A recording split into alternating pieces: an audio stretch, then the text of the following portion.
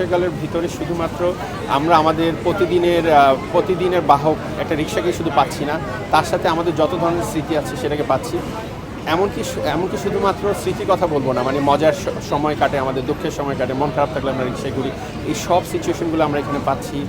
এর সাথে যেটা পাচ্ছি সেটা হচ্ছে রিক্সার আর্ট বা রিক্সা পেইন্টিংটাকে আমরা চেষ্টা করেছি এটাকে যুগ যুগ ধরে রাখার জন্য সিনেমার মাধ্যমে।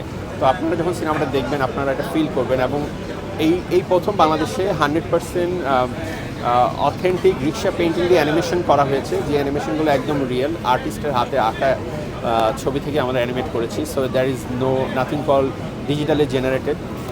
সো সেইটা ফাইনালি আমরা দেখতে পাই পর্দাতে এসে। সো আমার কাছে খুবই ভালো লাগছে যেটা আমি দেখাতে পারছি, এবং আমার কাছে মনে হয় এই ছবিটা আমাদের জন্য সবার জন্য এটা থেকে যাবে, এবং আমরা যখন এটা আরও পুরনো হব, আরও 50 বছর পরে দেখব, তখন আমাদের মনে হবে যে এটা একটা আসলে বাংলাদেশের একটা কালচার বা আর্টকে আমরা রিপ্রেজেন্ট করতে পারি। সত্যি করতে করতে বাংলাদেশে আমাদের নুয়েন্সেন্স তো এক ধরনের, সো আমাদের ছবি দেখার ভঙ্গি এক ধরনের, কিন্তু যখন আমি নিজে ছবিটা নিয়ে ট্রাভেল করেছি আমেরিকাতে, যখন আমি ট্রাভেল করেছি জাপানে রিক্সা শব্দটা তাদের কাছে খুবই popular, because rickshaw is a Japanese word.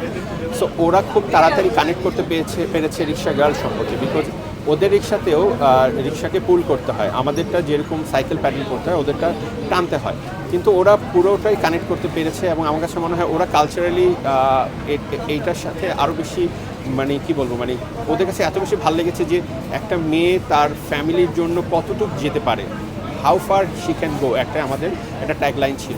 So এইটা আসলে পুরোটাই ফিল করতে পেরেছে, এবং আমার কাছে মনে হয় জাপানিজ অডিয়েন্সরা তারা 1 মিনিটের জন্য ছবি যতক্ষণ পর্যন্ত স্ক্রল শেষ না হয়েছে তারা কেউ ওঠেনি, তারা আসলে এই লেভেলের সম্মান প্রদর্শন করেছে আমাদের ছবিতে। সো আমার আসলে খুবই ভালো লাগছে জাপানিজ অডিয়েন্সের কাছ থেকে। আর আমেরিকান অডিয়েন্স যেহেতু এখানে মিশ্র অডিয়েন্স, তো ওইখানে ডেফিনেটলি প্রত্যেকটা ছবির, মানে আমাদের সিনেমার প্রতিটা পার্টে এক একজনের এক এক জায়গা খুবই ভালো লেগেছে। তারা পার্সোনালি এসে আমাদেরকে বলেছে যে আমার এটা ভালো লাগছে, আমার নাইমার এই জায়গাটা ভালো লাগছে, আমার রিক্সার এই জায়গাটা ভালো লাগছে, আমার ঢাকা শহর সম্পর্কে যা আইডিয়া ছিল না সেটা ভালো লাগছে, কে বলছে আমার গ্রাম সম্পর্কে আইডিয়া ছিল না, এতটা ডাইভার্স হয় যে একটা গ্রাম থেকে একটা মেয়ে উঠে আসলে কী সিচুয়েশন চেঞ্জ হতে পারে। সো ডেফিনেটলি এখানে প্রত্যেকের কিছু না কিছু পাওয়ার আছে। সো সবাই, আমি এক্সপেক্ট করবো এসে যখন দেখবে তারা তাদের জিনিসটা খুঁজে নেবে।